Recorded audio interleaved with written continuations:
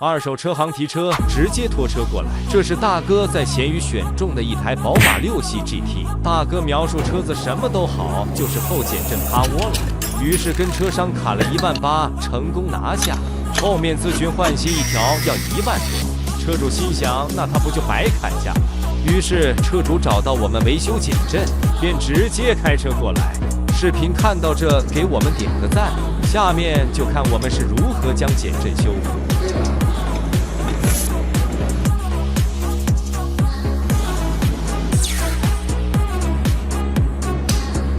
像这样的维修能给大哥省下18000，你觉得大哥赚了吗？